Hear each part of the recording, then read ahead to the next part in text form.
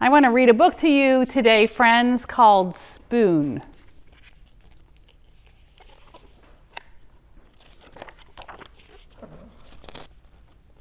This is Spoon.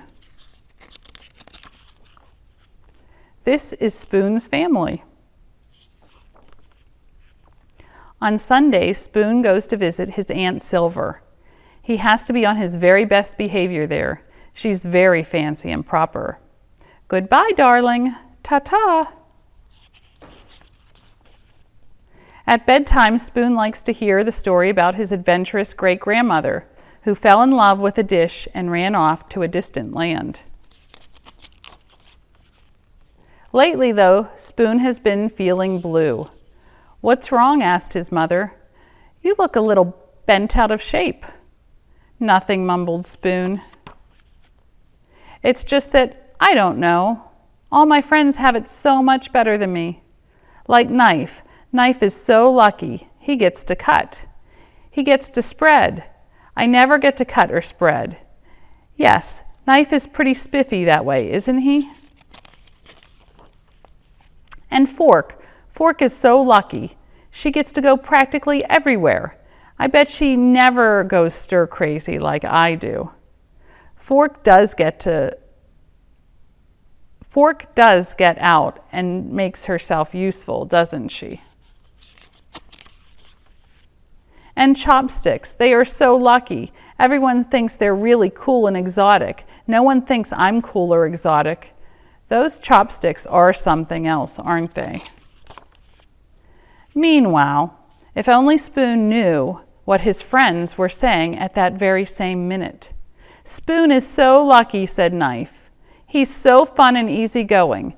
Everyone's so serious with me. No one's ever allowed to be silly with me like they are with Spoon. Clang, clang, bang.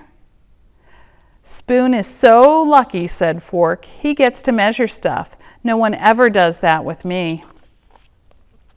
Spoon is so lucky, said Chopsticks. He can go places by himself. We could never function apart.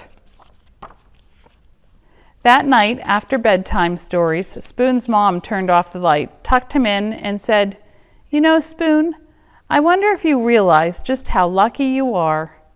Your friends will never know the joy of diving headfirst into a bowl of ice cream. They'll never know what it feels like to clang against the side of a cereal bowl.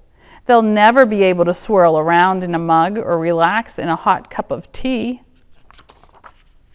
Spoon hadn't thought of it that way before. He lay awake in the bed for a long time. His mind was racing. He felt so alive. There was only one thing to do. I can't sleep. Come snuggle. Come Spoon. And so he did. Sweet dreams. The end. So sometimes we forget how very special we are and how God created us to be just who we are. And God gives us all the things we need to be who God's made us to be. So remember that the next time and appreciate your friends and the talents of all those around you.